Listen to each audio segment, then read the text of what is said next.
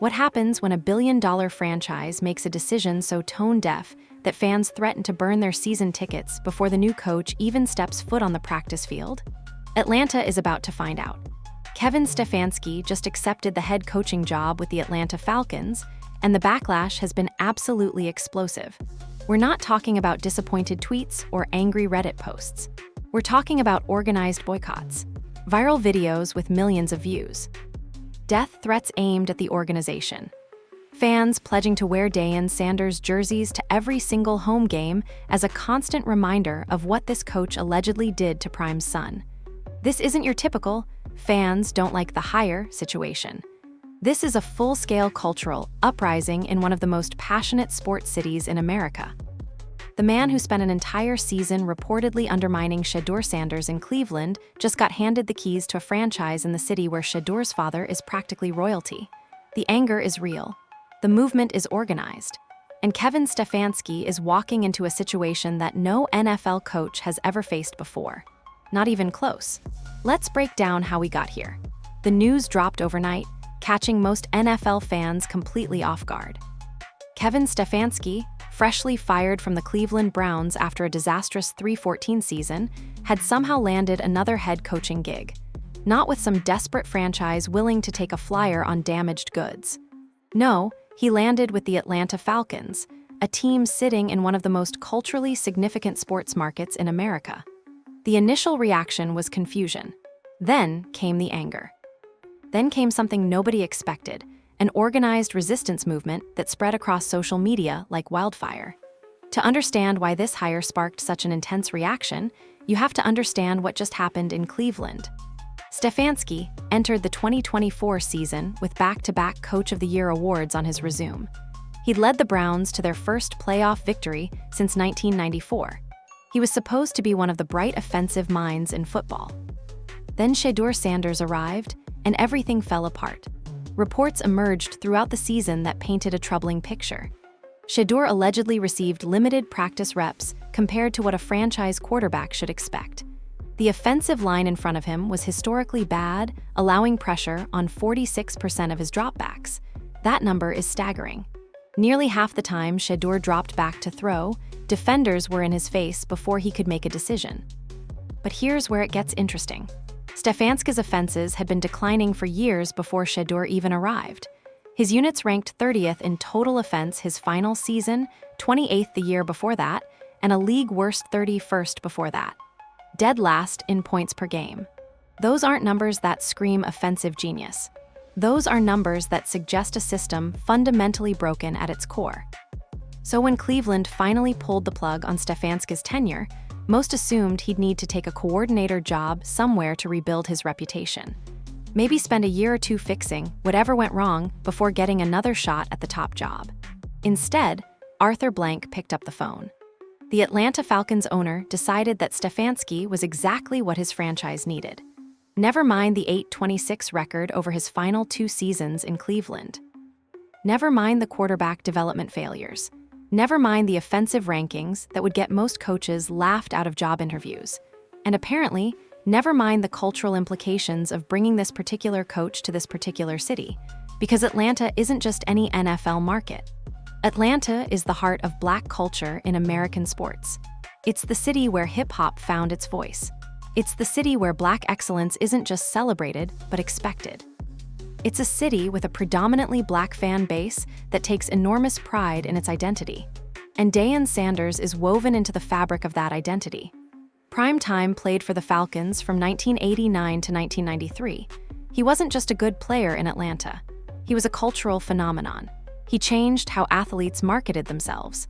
He brought swagger and confidence to a league that desperately needed both. When people talk about the greatest Falcons ever, Dayan's name sits right at the top alongside Michael Vick. So when word spread that the Falcons had hired the coach who allegedly spent a season undermining Dayan's son, the reaction was immediate and visceral. One fan video went viral within hours, racking up millions of views. The message was clear and unfiltered.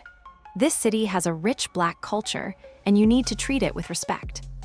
Bringing in someone who disrespected a Black man's son while he was trying to make it in the NFL to coach a team in a predominantly Black community just doesn't sit right. That sentiment echoed across social media, in barbershops, at restaurants, everywhere Falcons fans gathered to discuss what their owner had just done. The frustration wasn't just about football anymore. It became about respect, about awareness, about whether the billionaire owner of this franchise understood anything about the community whose money fills his stadium every Sunday. Raheem Morris, the coach Stefanski is replacing, finished his tenure with a 16-18 record. That's not spectacular, but it's respectable. It's close to .500 football. Stefanski's 8.26 mark over the same timeframe is almost comically worse. So even removing the Shedeur controversy entirely, the numbers don't make this hire look smart. But you can't remove the Shedeur controversy. Not in Atlanta. Not where Shador Sanders built his legend. Not where fans remember exactly what prime time meant to their city. The disconnect between what this franchise needed and what Arthur Blank delivered has sparked something unprecedented. And the movement is only growing stronger.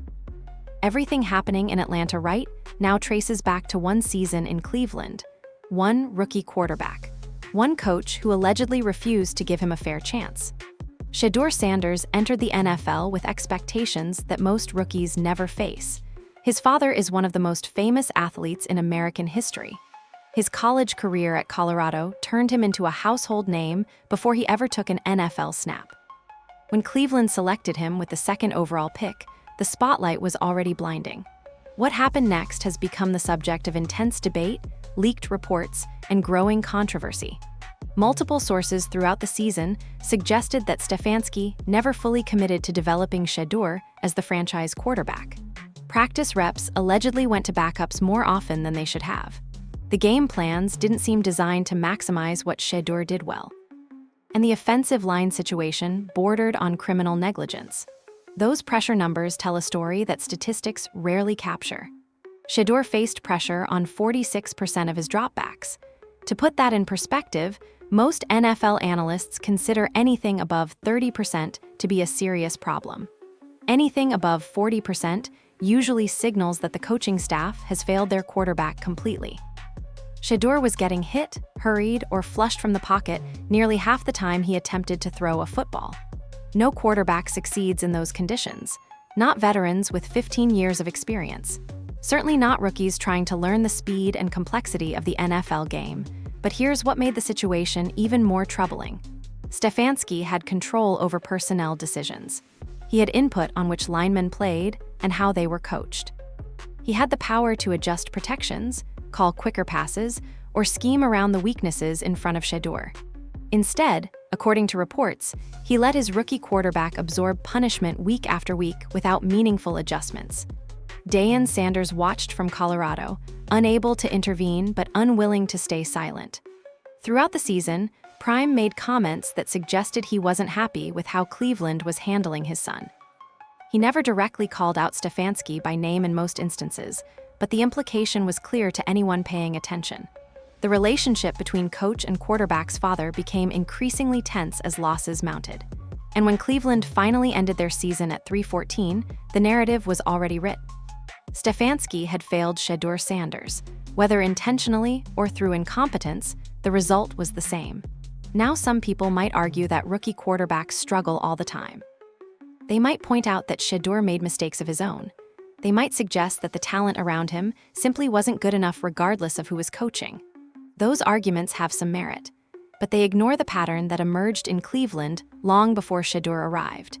Stefanski couldn't develop Deshaun Watson either. Remember, Cleveland traded multiple first-round picks to acquire Watson and gave him a fully guaranteed contract worth over $230 million. That investment should have motivated Stefanski to build an offense that maximized Watson's abilities.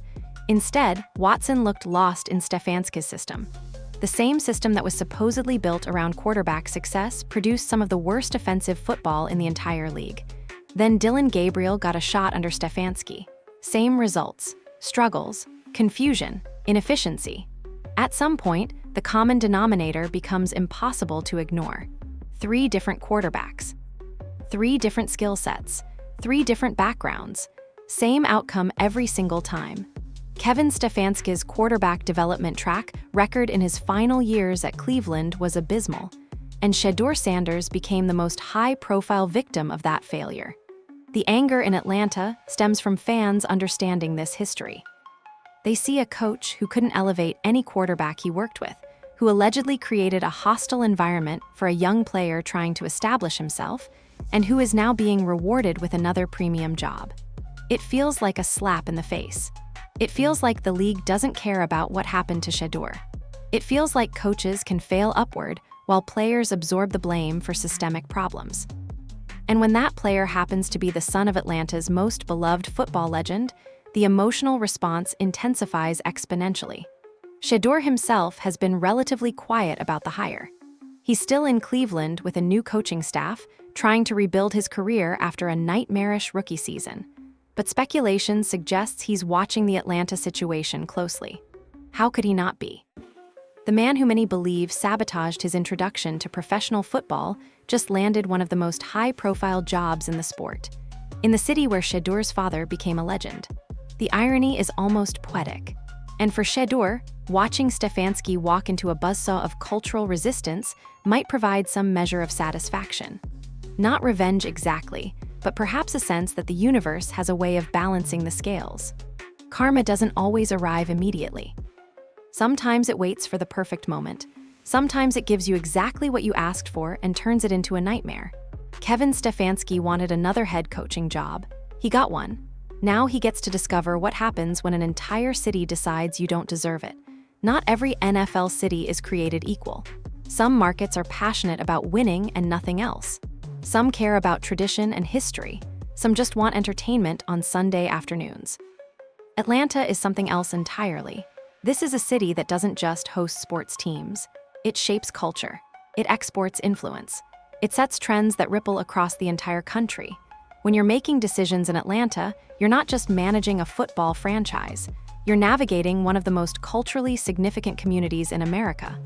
The predominantly Black fan base in Atlanta brings a different energy to their sports fandom. It's not just about wins and losses. It's about representation. It's about respect. It's about understanding that the people buying tickets and jerseys see themselves reflected in the players and, increasingly, expect to see themselves reflected in organizational decisions. This is where things get complicated for Kevin Stefanski. He's walking into a city where Shador Sanders isn't just a former player. Shador is a symbol. He represents what's possible when Black athletes refuse to conform to expectations. He represents excellence without apology. He represents Atlanta's identity as a place where stars are born and legends are made. Primetime's tenure with the Falcons defined an era. From 1989 to 1993, Shador brought a level of showmanship and athletic dominance that the franchise had never seen. He played both football and baseball, flashing that signature swagger while backing it up with Hall of Fame production. When people across the country thought about the Atlanta Falcons, they pictured Shador Sanders. That legacy didn't fade when Shador moved on. It grew stronger. He became even more famous with other teams, won Super Bowls, cemented his place in history, and somehow managed to become even more associated with Atlanta as time passed. The city claimed him. He claimed the city. That bond is unbreakable. Now his son is trying to establish his own NFL career. And the coach who allegedly undermined that career just got hired by Shador's former team. The optics are devastating. The message it sends, whether intentional or not, is that the Falcons organization either doesn't understand or doesn't care about the cultural implications of their decision. Fans have been explicit about this. One viral video laid it out perfectly. Atlanta is a city with rich Black culture, and you need to treat it with that type of respect. You don't bring in a guy that disrespected a Black man's son trying to play in the NFL to coach a team in a predominantly Black city. That statement cuts straight to the heart of the controversy. It's not about being oversensitive. It's not about making everything about race when it doesn't need to be. It's about recognizing that decisions have context. They have meaning beyond the spreadsheets and interview notes. Arthur Blank is a billionaire many times over. He built Home Depot into an empire. He's generally regarded as one of the better owners in professional sports, someone who cares about winning and treats his players well. But this decision suggests a blind spot, maybe a significant one. Did anyone in the Falcons organization pause to consider what this hire would look like to the fan base? Did anyone raise their hand in the meeting room and ask whether bringing in Stefanski might create problems given his history with Shador Sanders? If those conversations happened, they clearly didn't change the outcome. And that's what frustrates fans most. The feeling that their perspective wasn't even considered. The sense that the organization operates in a bubble disconnected from the community it's supposed to serve. Atlanta isn't Green Bay. It isn't Boston. It isn't cities where the fan base might grumble about a hire, but ultimately fall in line because winning fixes everything. In Atlanta, how you win matters. Who you employ matters. The message you send to your community matters. Kevin Stefanski represents something to Atlanta fans now. He represents disregard. He represents tone deafness. He represents an organization prioritizing whatever internal logic led to this hire over the feelings of the people who actually support the team. That's a brutal position to be in before your first press conference. Some might argue that fans should just give him a chance. Let the man coach football before judging him. See what happens when he has different players and a fresh start. Those arguments might work in other markets. They might work if Stefanski didn't come with so much baggage. They might work if his recent record inspired any confidence whatsoever. But in Atlanta, with this history, after what happened with Shedeur, the benefit of the doubt simply doesn't exist. Kevin Stefanski will have to earn every ounce of respect from this fan base. He'll have to win games while winning hearts. He'll have to prove that what happened in Cleveland was an aberration, not a pattern. And he'll have to do it all while Deion Sanders jerseys fill the stands as a constant, unavoidable reminder that Atlanta remembers. Atlanta cares. And Atlanta isn't ready to forgive. The culture clash has already begun. The question now is whether Stefanski can survive it. Within hours of the hire announcement, something unprecedented started taking shape. This wasn't just fans venting frustration on social media. This was organized. This was coordinated. This was a movement with specific goals and visible leadership. The boycott calls came from everywhere at once. Season ticket holders posted videos threatening to burn their tickets, not return them, not sell them, burn them. The symbolism was intentional and powerful. They'd rather destroy thousands of dollars worth of seats than support an organization that made this decision. Regular fans pledged to skip games entirely. Bars that normally fill with Falcons supporters announced they wouldn't be showing games. Fantasy football groups debated whether to bench Falcons players on principle. But the most striking element of the resistance was the Deion Sanders jersey movement. Fans across Atlanta committed to wearing primetime jerseys to every single home game, not as a celebration of their legend, as a protest, as a constant visual reminder to Kevin Stefanski of exactly why he's unwelcome in this city. Imagine walking onto the field for your first game as head coach and seeing thousands of Deion Sanders jerseys scattered throughout the crowd. Imagine knowing that every single one of those jerseys represents someone who believes you wronged that man's son. Imagine carrying that weight for an entire season. The psychological warfare hasn't even started yet, and it's already brutal. One fan video captured the raw emotion perfectly. The man could barely contain his frustration, his words tumbling out in waves of anger and disbelief. What the heck, man? Yo, the Atlanta Falcons really don't vibe with this city. Everything you did to Shedeur, man, we're not interested in what you're offering. That's not calculated analysis. That's genuine pain. That's someone who feels betrayed by an organization they've supported for years, and he's far from alone. Another fan took a more measured approach while arriving at the same conclusion. If I were part of the Falcons fan base, I wouldn't be purchasing any tickets. I'm totally done with this season because Arthur Blank just doesn't get it and clearly has no clue what he's doing. We need a complete boycott. No more just venting on social media or expressing dissatisfaction. It's time for a real organized boycott until Stefanski is out of here. The specificity of that demand is notable. Not until Stefanski wins games, not until he proves himself, until he's gone. Some fans have already decided that no amount of success can rehabilitate this hire in their eyes. Whether the boycott movement actually impacts attendance remains to be seen. NFL games typically sell out regardless of circumstances. The secondary market absorbs whatever season ticket holders don't use. Corporate sponsors ensure luxury boxes stay occupied. But the atmosphere matters. The energy matters. And a stadium filled with hostile fans wearing opposing jerseys creates a home field disadvantage that no coach wants to experience. Atlanta fans are essentially promising to turn their own stadium against their own team. They're promising to make Kevin Stefanski feel unwelcome in the building he's supposed to command. They're promising to remind him every single week that actions have consequences. The threats have reportedly gone beyond symbolic gestures. Some unconfirmed reports suggest actual threats aimed at the organization and potentially at Stefanski himself. Those escalations are concerning and unnecessary. The movement doesn't need violence or intimidation to make its point. The cultural pressure alone is devastating enough. Every local media interview Stefanski conducts will include questions about the backlash. Every press conference will feature reporters asking about fan sentiment.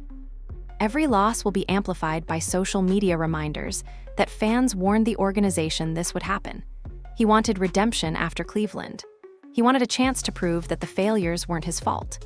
He wanted to rehabilitate his reputation in a market that would appreciate his offensive mind. Instead, he walked into a city that's already organized against him.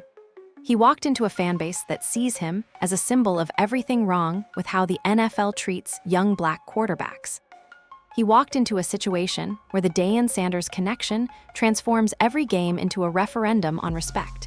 The boycott movement might lose steam as the season approaches. Training camp stories might shift the narrative. A few early wins might soften the resistance, or it might intensify. Every dropped pass might bring back the Shedeur comparisons. Every offensive struggle might remind fans why they opposed this hire from the start. Every public appearance by Deion Sanders might fuel the flames all over again. Nobody has ever walked into a head coaching job facing this level of organized, cultural resistance. Stefanski is in uncharted territory, and the map his organization gave him seems fundamentally useless for navigating what lies ahead. The Falcons thought they were hiring a two-time coach of the year. Atlanta fans see something very different. They see the man who failed Shador Sanders. And they have no intention of letting him forget it. Strip away the cultural controversy for a moment. Remove the Shador Sanders storyline entirely. Pretend Deion never played in Atlanta, and this hire carried zero emotional baggage. Even then, the numbers make this decision look absolutely baffling. Kevin Stefanski's final 2 seasons in Cleveland produced a combined record of 8 wins and 26 losses. That's a winning percentage of roughly 23%. For context, expansion teams in their inaugural seasons typically perform better than that. His offenses during those years ranked among the worst in the entire league. 30th in total offense his final season, 28th the year before, 31st before that, dead last in points per game one year. These aren't the numbers of an offensive guru experiencing a temporary rough patch. These are the numbers of a system that fundamentally stopped working. Meanwhile, the coach he's replacing posted a 16-18 record over his 2 seasons in Atlanta. Raheem Morris wasn't spectacular. He didn't lead the Falcons to the playoffs, but he won 8 more games than Stefanski while losing 8 fewer. By any objective measure, Morris was the more successful coach in their recent performance. So why exactly did Arthur Blank decide to fire the more successful coach and replace him with someone whose recent track record was demonstrably worse? That question doesn't have a satisfying answer. The organization has pointed to Stefanski's earlier success, those back-to-back Coach of the Year awards, the playoff win, the reputation he built before everything collapsed. But those accomplishments feel increasingly distant now. The NFL moves fast. What you did 3 years ago matters far less than what you did last season. And last season, Stefanski oversaw one of the worst offenses in professional football while his rookie quarterback got destroyed behind a terrible line. The quarterback development angle makes the numbers even more troubling. Stefanski had 3 different quarterbacks in Cleveland during his tenure. None of them improved under his guidance. Deshaun Watson regressed despite a massive contract and significant investment. Shador Sanders struggled through a nightmare rookie season. Dylan Gabriel showed flashes but never developed consistency. 3 quarterbacks, 3 failures. The pattern suggests something systemic rather than individual. It suggests that Stefanski's offensive system, whatever its theoretical merits, simply doesn't translate to actual quarterback success. Now he's inheriting Michael Penix Jr. In Atlanta, Penix showed promise as a rookie but also faced significant challenges. He needs development. He needs a system that maximizes his strengths while protecting his weaknesses. He needs a coach who prioritizes his growth over schematic stubbornness. Based on recent evidence, Stefanski doesn't seem like that coach. Atlanta fans who have done their research understand these numbers. They're not just angry about the Shedeur situation. They're genuinely confused about why their owner chose a coach with worse recent results than the one he just fired. One fan broke it down perfectly in a viral video. "We had Raheem Morris and he racked up 16 wins over 2 years. Meanwhile, Kevin Stefanski has faced double the losses compared to Raheem in the same timeframe. How does that make sense? It doesn't make sense. Not on paper, not in practice, not from any analytical perspective. Some have speculated that Stefanski interviewed exceptionally well, that his explanation for Cleveland's failures was convincing, that he presented a vision for Atlanta's offense that excited the decision-makers. But interview performance is notoriously unreliable as a predictor of coaching success. Plenty of coaches who interview brilliantly flame out spectacularly. Plenty of coaches who seem less polished in interviews go on to build dynasties. The track record matters more. The actual results matter more. And Stefanski's actual results over the past 2 seasons have been historically bad. The Falcons are essentially betting that everything that went wrong in Cleveland was someone else's fault. The front office, the injuries, the quarterback play, the offensive line, anything but Stefanski himself, that's a dangerous bet. It's a bet that ignores the most obvious explanation for what happened. It's a bet that assumes a coach can completely reinvent himself in a new environment despite years of evidence suggesting otherwise. Atlanta fans aren't willing to make that bet. They see the numbers. They see the trends. They see a coach whose offenses have gotten worse every single year for 3 consecutive seasons. Add the cultural baggage back in, and the hire becomes almost incomprehensible. You're not just hiring a coach with bad recent numbers. You're hiring a coach with bad recent numbers who also allegedly sabotaged the son of your city's most beloved football legend. The statistical case against this hire is overwhelming. The cultural case against it is even stronger. Together, they create a situation where failure seems almost inevitable. Kevin Stefanski will have to overcome his own recent history while simultaneously overcoming an entire city's resistance. He'll have to produce results that his offenses haven't achieved in years while navigating the most hostile environment any NFL coach has ever faced. The numbers don't lie. And right now, they're screaming that this hire was a massive mistake. Shador Sanders is still in Cleveland. New coaching staff. Fresh start, a chance to rebuild his career after a rookie season that nearly broke him. But you have to imagine he's watching what's happening in Atlanta with intense interest. The coach who allegedly undermined him, who reportedly denied him practice reps, who oversaw an offensive line that got him hit on nearly half his dropbacks. That coach just walked into a nightmare of his own creation. Karma doesn't always arrive quickly. Sometimes it takes years. Sometimes it never comes at all. But sometimes, rarely, you get to watch it unfold in real time. Kevin Stefanski wanted another head coaching job. He got one. He wanted a chance to prove that Cleveland's failures weren't his fault. He got that chance. He wanted redemption. What he got instead was a city that despises him before he's coached a single game. There's something poetic about it. Shedeur spent an entire season feeling unwelcome, unsupported, set up to fail. Now Stefanski gets to experience that same isolation. He gets to walk into a building where thousands of people actively want him gone. He gets to hear the whispers, see the jerseys, feel the hostility radiating from the stands. The pressure Shedeur faced came from the field, defenders in his face, hits he couldn't avoid, chaos that his own coaching staff refused to address. The pressure Stefanski will face comes from everywhere else. Media that will question every decision. Fans that will celebrate every failure. A cultural weight that no amount of football success might be able to lift. Some might say this comparison is unfair. Stefanski is an adult. He's a professional. He should be able to handle criticism and pressure. Shedeur was a rookie thrown into an impossible situation by people who were supposed to protect him. That's true, but it's also precisely why the karma feels so fitting. Stefanski had all the power in Cleveland. He made the decisions. He controlled the environment. He could have supported Shedeur, but allegedly chose not to. Now he's walking into a situation where he has no power over how he's perceived. The fans have already decided. The cultural narrative has already been written. He's powerless against a story he helped create. Shedeur gets to focus on football now. New coaches who actually want him to succeed. A fresh playbook. A genuine opportunity to show what he can do when the people around him aren't actively working against him. Meanwhile, Stefanski gets to wonder every single day whether this hire was a mistake.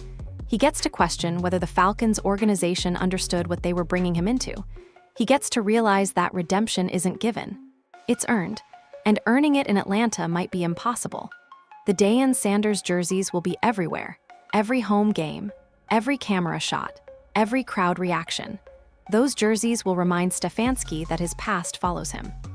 That what he did or failed to do in Cleveland has consequences that extend far beyond the field. Deion himself hasn't said much publicly about the hire. He's busy running Colorado's football program. He's busy building his own legacy as a coach. But his presence looms over everything happening in Atlanta. Every time Stefanski sees one of those jerseys, he'll think about Deion. He'll think about Shedeur. He'll think about the season that destroyed his reputation and led him to this hostile new reality. That's karma, not in some abstract cosmic sense, in the most concrete, visible, unavoidable way possible. Shedeur's challenge going forward is learning the NFL game with coaches who support him. That's difficult but achievable. Young quarterbacks overcome bad rookie seasons all the time. Stefanski's challenge is proving he can still coach at a high level while carrying the weight of an entire city's resentment. That's something no one has ever successfully done in NFL history. The scales are balancing. The universe is correcting. The man who created chaos now gets to live in it. For Shedeur, watching from Cleveland, there might be some satisfaction in that. Not celebration, not gloating, just a quiet understanding that sometimes the people who hurt you eventually face their own reckoning. Kevin Stefanski wanted this job. He pursued it. He convinced the Falcons that he deserved another chance. Now he gets to discover what that chance actually costs. He gets to learn what happens when you walk into a city that's already decided you don't belong. He gets to experience the isolation, the pressure, the constant reminder that your actions matter. Karma is patient, but karma is also thorough. And right now, karma is putting Kevin Stefanski exactly where the universe seems to think he belongs. Not in redemption, in reckoning. Kevin Stefanski is the new head coach of the Atlanta Falcons. On paper, it's a fresh start. In reality, it's a powder keg waiting to explode. The numbers don't support this hire. An 8-26 record over 2 seasons. Offenses ranked 30th, 28th, and 31st. 3 quarterbacks who all failed to develop. These statistics scream warning signs that the Falcons organization apparently chose to ignore. The cultural implications make everything worse. Atlanta isn't just any city. Deion Sanders isn't just any former player. And Shador Sanders isn't just any rookie quarterback who struggled. The connections are too deep. The wounds are too fresh. The resistance is too organized. Every game this season will feel like a referendum. Every loss will amplify the criticism. Every Deion jersey in the stands will serve as a silent accusation. Stefanski wanted redemption after Cleveland. Instead, he's walking into the most hostile coaching situation in NFL history. Can he survive? Can he somehow win enough games to silence the doubters? Can he prove that Atlanta made the right choice despite all evidence suggesting otherwise? Those questions will dominate the entire season. One thing is certain. Kevin Stefanski is about to discover that some decisions follow you forever. And some cities never forget.